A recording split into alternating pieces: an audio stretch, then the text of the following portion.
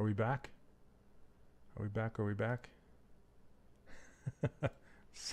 Sorry, guys. Hopefully we're back. Let's see. Yay? Alright. Yay. Okay. Gosh dang. If I missed any questions, please type them again. Please let me know. I'm sorry about that. So I've changed from, I used to use XSplit and now I'm using OBS just for reasons. Okay, where did I put my pen? Oh my goodness. I'm sorry about that, guys. Let's get a little coffee going. All right. Also yeah, I don't know why. I used to use OBS all the time. I changed it to XSplit and now yeah. So hopefully we're good. Come on, OBS. Stick with us. Don't crash again. Hello. What's up, Lance? How's it going, man? Okay.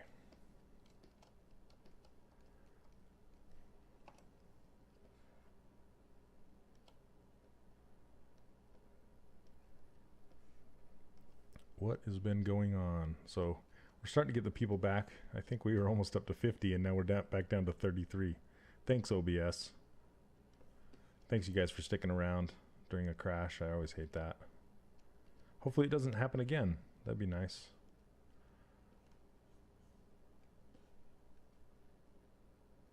I don't know what causes that. 0.3 seconds. Okay.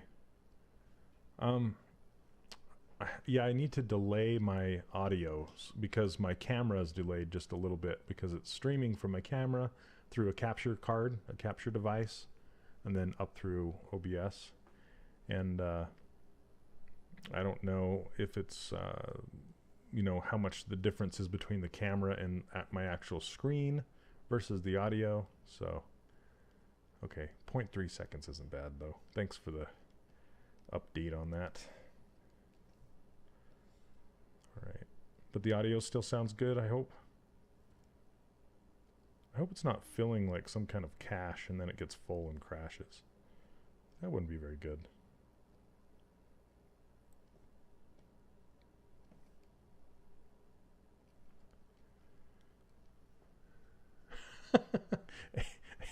Eat all your rations because the world is ending. No!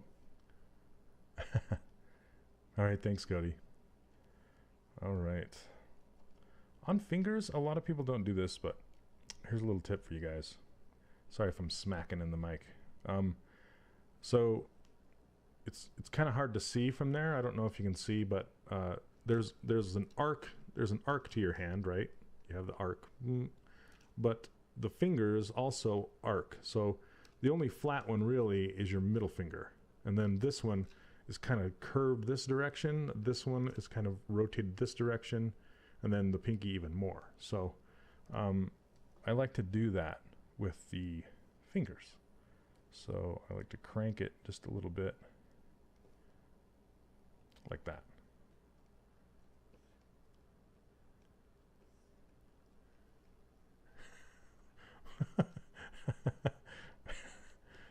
A 500-pound robin sagging in line. Oh, nice. Working on walk cycles. Ooh, fun. Is it hand-drawn animation or 3D animation? And I clearly don't have enough space on my hand for all 4 of these fingers, so I'm gonna have to make some adjustments. You also notice that I leave some space between my fingers. I don't go right to a creased valley right down in there. It's better to leave some space. Okay. I bend this down a little bit.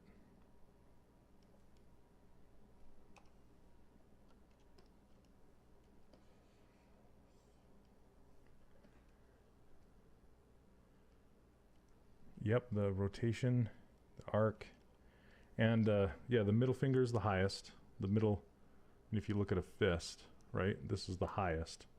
and then these two drop kind of equally, and then the pinky drops off. So that's kind of the arc. And then, whoops, gosh, sorry about that. Hope I didn't bust your eardrums. My mic is now on my right side. It's a microphone that doesn't come with these headphones. It's like there's a magnet right here, and it magnets on. So, but I like it. It's pretty good. Then I can put them on any headphones I want to. Okay. Let's figure out this hand.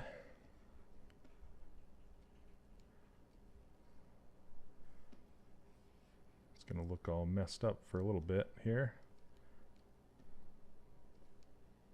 And it's usually you want to shift the entire hand to the front of, so see how this is like fairly straight right here, and then this has a change of direction, and you'll notice this palm does not line up particularly with the wrist. It's kind of pushed over that way.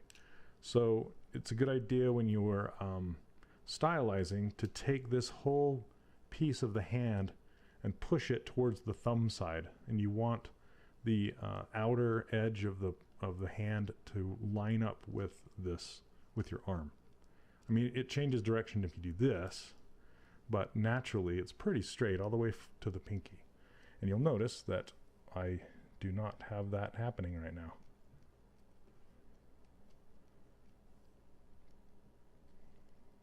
It's funny because it's like a second or two delay on my screen, like watching myself. So I see what I did like 2 seconds ago. Crazy. All right, we're starting to get some people in here. Handy tips. Handy.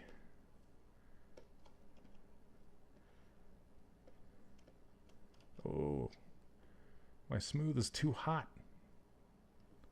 Turn it down. Hey, I'm back here. Harry. It's funny calling you Harry. Harry.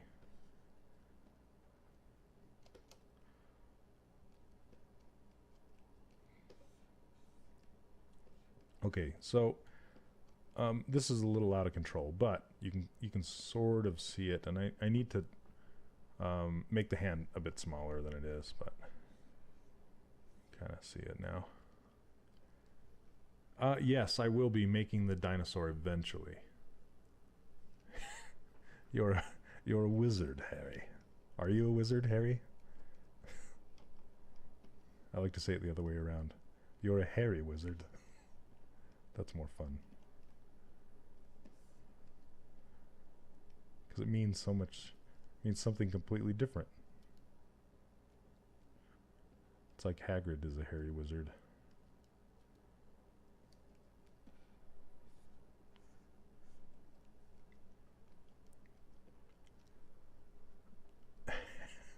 Plans.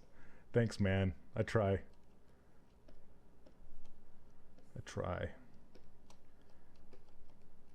Oh, what happened down here? Hopefully OBS doesn't crash again. Let me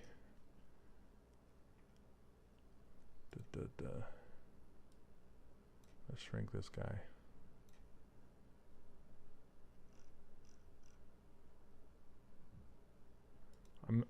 Who's Mr. Dresden? Paging Mr. Dresden.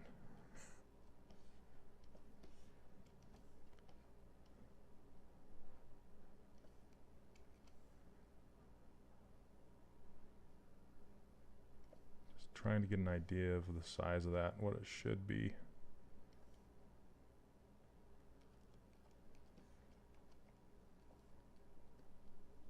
Then it's so crazy when the gizmo hops back and forth like this. It's like a cat chasing a laser, right? Like, what? Get back here.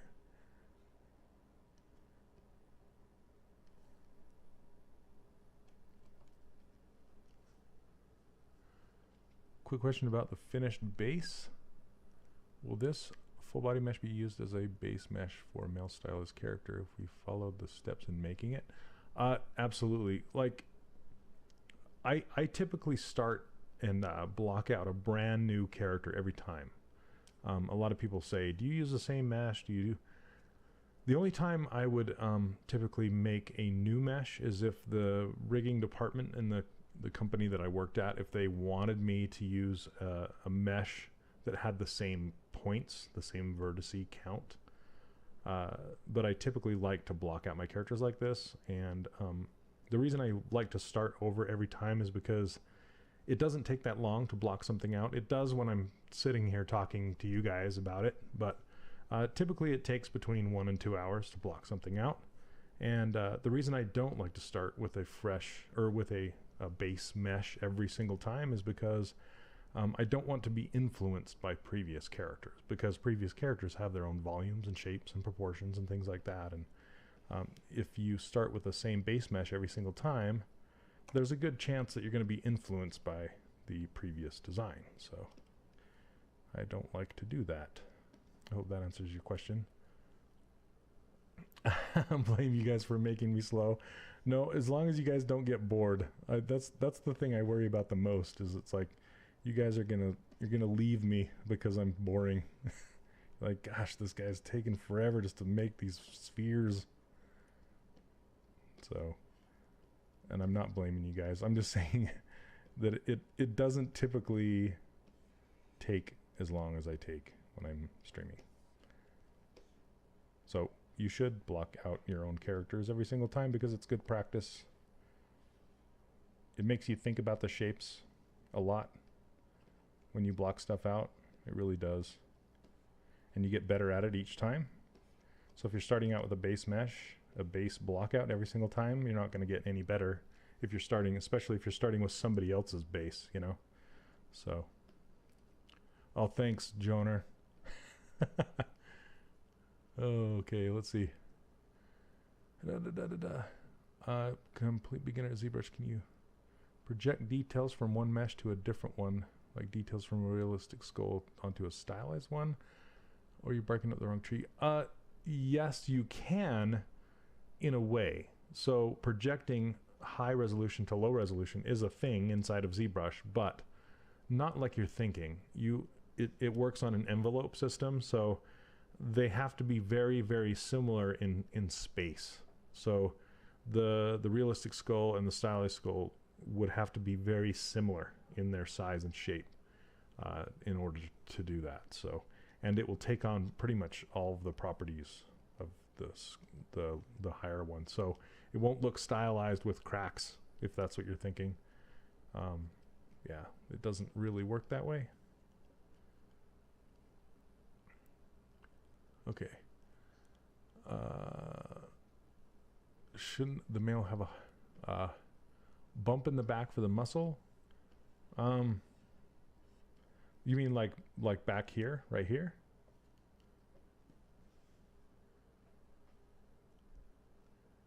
How would you bring in a character in ZBrush? Just bring it in and scale it, or append it to an object?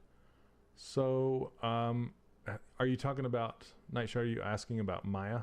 Like if you're bringing a character in from, say, Maya or Blender or something like that, you can just import it via OBJ or FBX or GoZ is a plugin that brings it back and forth, something like that.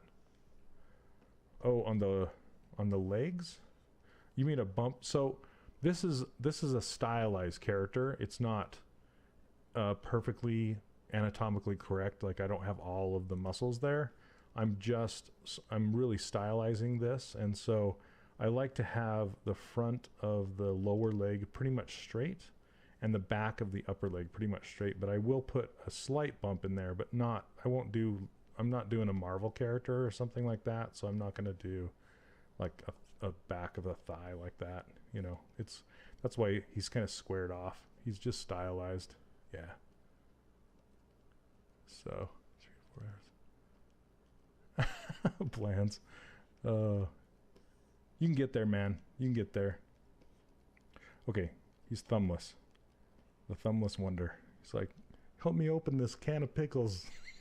I can't do it. Or do you probably have a Western accent. I can't do it. Open me up this can of pickles. It'd be a can, right? Not a jar, because he'd be on the out in the West. They didn't have cans, or they didn't have jars.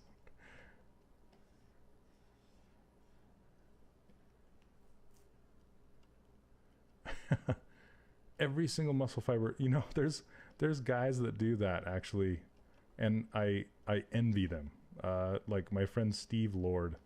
If you guys haven't seen his stuff, look him up. He does the most insane like anatomy sculpts you've ever seen of horses and people and all sorts of stuff. Deer, it's incredible. Like every single vein and tendon and everything, just nuts. He studies the heck out of it. So I will not be that guy, unfortunately. Let's see. Okay. Let's make a thumb.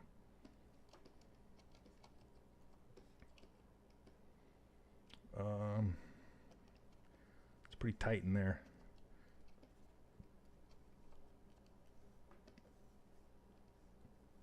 I just want to mask off one of them. Okay.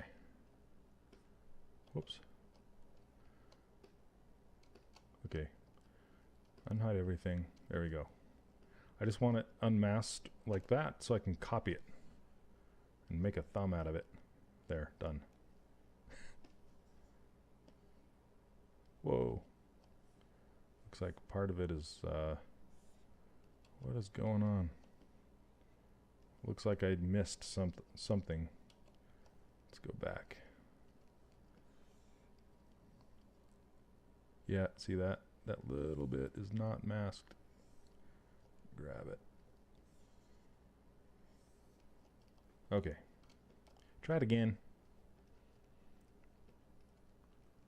Is there a trick to Dynameshing that won't obliterate the fingers? Yeah, keep them apart and keep your Dynamesh amount high enough. Otherwise, if it's too low, it'll start to cross between the two fingers.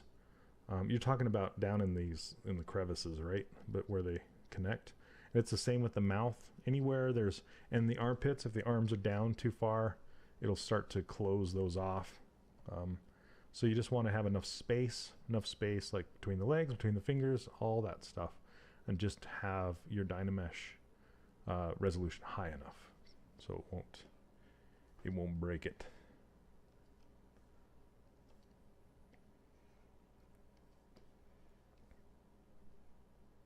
And the thumb, see that? Your thumb just kind of drops like this, and it aims that direction. See that? A lot of people align the thumb with the fingers, and you can see it's not, it's like this, right? It's not aligned with the fingers at all. It's turned, it's curved, rotated, that's the word. Rotated. Like this. I know, man, I'm sorry. So, yeah, no, there was a couple things going on last week.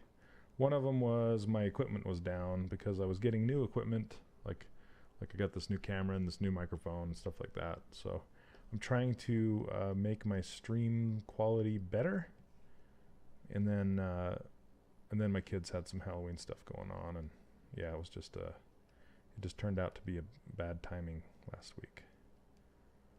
So sorry about that, but we're back.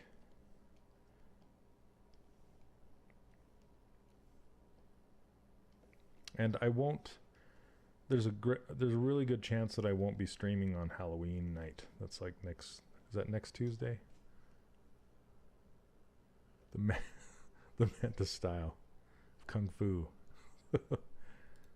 Just checking out the calendar. Yeah, next Tuesday is Halloween, so I will not be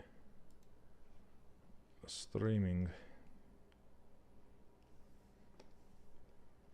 I will be trick-or-treating with the chillins, handing out the candies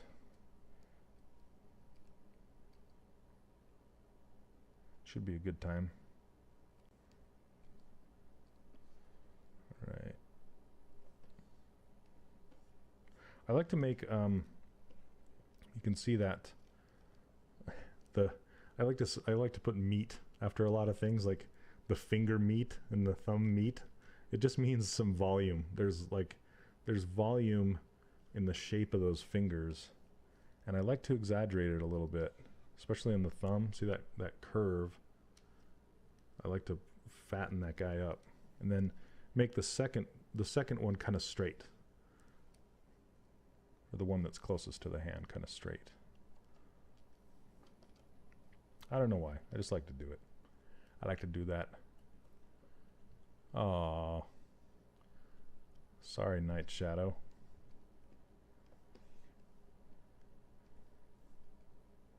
Alright, let's get these closer together.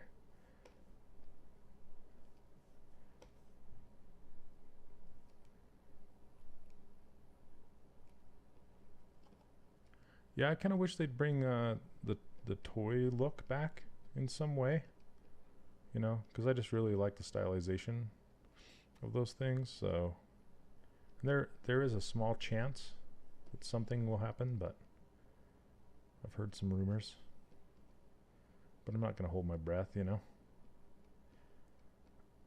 All right, I'm just working on that straight from the wrist down to the pinky. I constantly look for the straights.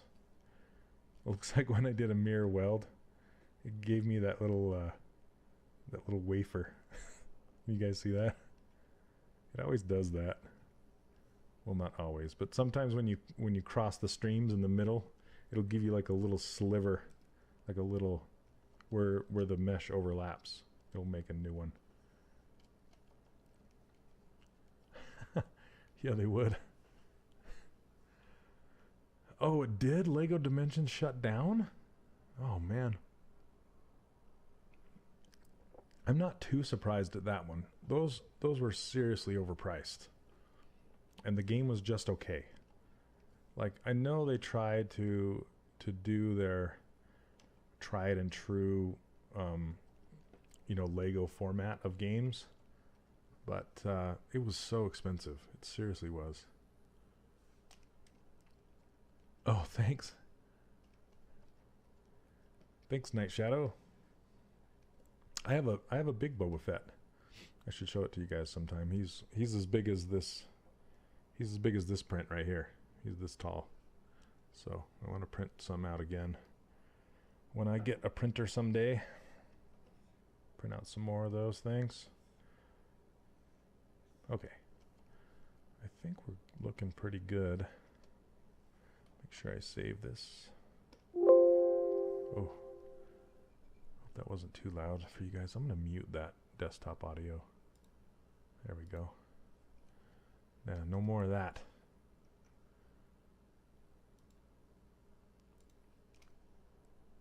Oh, the tool was broken. Oh, the foot was broken. I thought it said tool. Oh, man. Sumerian, where are you? Like, it had to ship from a long ways away? That's not good. His feet are huge, too. It's crazy that it broke. Okay.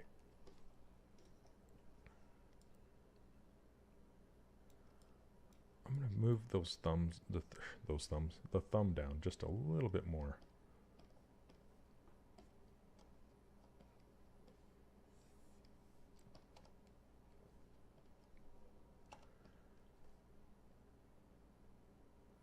There we go. Just feels better.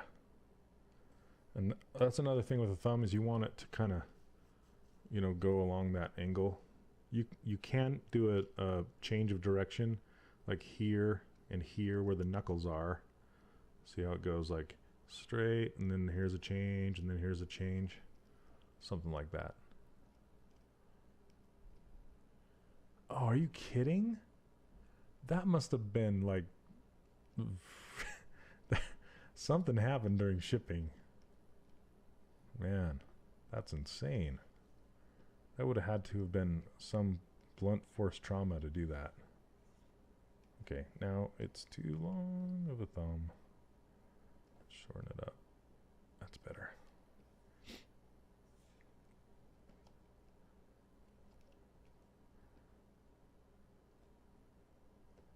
Okay.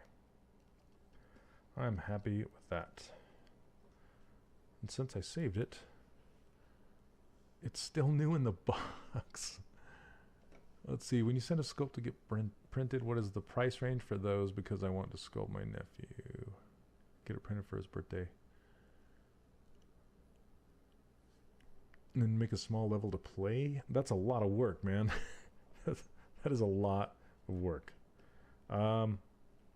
So typically like those smaller ones, not even like smaller than this one, like this big, will run you anywhere from, like, it depends on the printer and the person printing it or selling it, but that'll typically run between 30 and 80 to get it printed at that size, you know, small. This one is like probably, I don't know, 120 to 140, maybe more. I'm not sure. But, and then something like this, I don't even want to guess how much something like this would be. If you have your own printer and you're just printing it out of your own material, this is like $80 worth of material. But if you're paying for somebody to print it for you and possibly prep it for you, you know, that's a different story. So, okay, I'm gonna try and ZRemesh this at about a 14, and let's see what happens. It might break it, but we'll see. Nope, not too bad. I'm gonna turn my lines on. Okay. Looks like I have a little patch of something. See this little patch? I don't know what that is. We're gonna get rid of it. And then we're gonna get rid of that whoops. Did that center thing go away? Okay, let me delete this first. Delete hidden. There it is. Look at that thing. What the?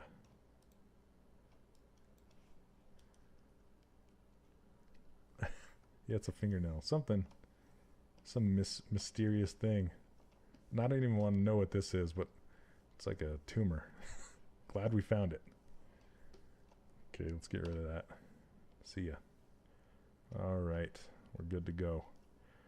Okay, now comes the fun part. We're going to Dynamesh this together because I want to combine all the shapes. This is where I combine all the shapes together, and then I'm going to ZRemesh it again to bring it back into that dynamic subdivision levels. So yeah. Let's see. Gosh, yeah, Sumerian, I'm sorry. If I had more, I'd send you one of mine. Okay. So let's see. Let's try it.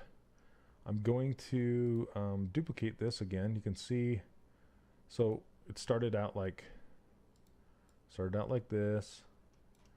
And then I kept blocking it out. Now it looks like this. And then I'm going to duplicate it again. Excuse me, I got some sniffles going on today.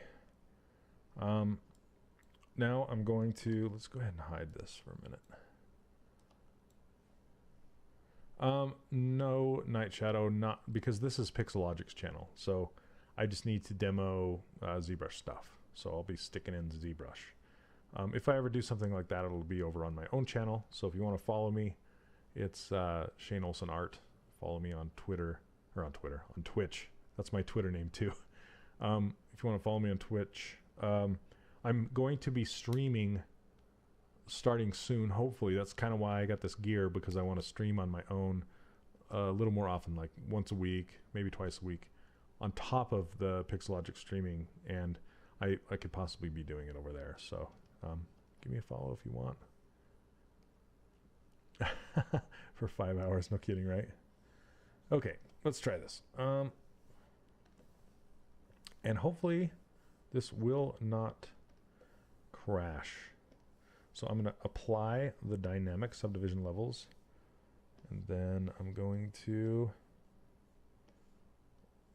delete the lower, and then so I use Dynamesh Master, and Joseph Drust helped write this. He said it doesn't work very well with 4R8. So let me I should save this really quick before, just in case it crashes. Save it. Okay. If you experiment with enough, how many prints you can get from, say, no, Dark, I don't know, because I don't own one personally. So these are just ones that I've had printed for me, or somebody else has printed.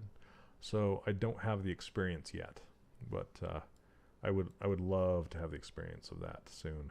So I'm going to use Dynamesh Master. I'm just going to use it on the default settings, and I'm going to hit Dynamesh now that it's saved, and let's see how long it takes. Not very long. Okay, it looks the same, but if I turn on the line, see, it's actually Dynameshed, which is nice. Look at that. Boom. That's what I wanted.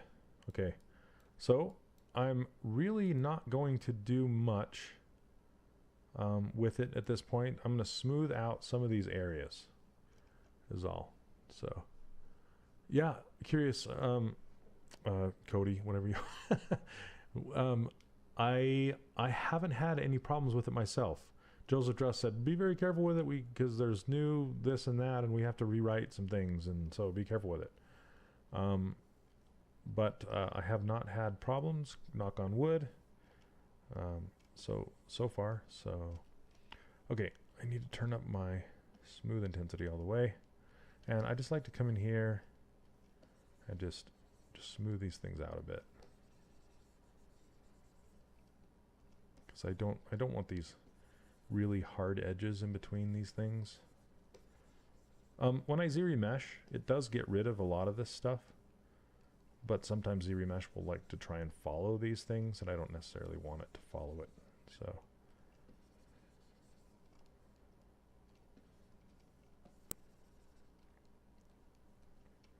do you guys hear me like with my pen on the surface?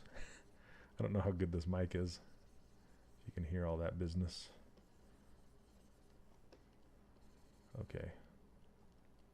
I want to kind of inflate this in here. I'm going to use this fill brush to just kind of fill this in. Fill in with the fill brush. Love that fill brush. Works so nice. Let's I'm going to change this material to Zebro Gray. Zebro Gray is great for showing your how clean your surface is. Yeah, you hear it? It's like sorry.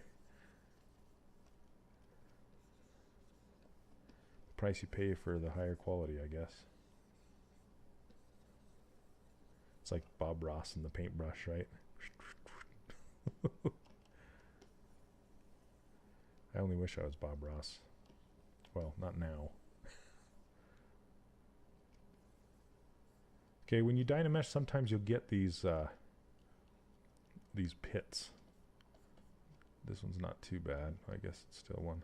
Let's see this right here. And how you get rid of that is you just grab inflate, and you just inflate it like that. So it kind of closes it up. Then when you Dynamesh, it'll get rid of it. But I also want to use fill on this too, just so it's not so abrupt.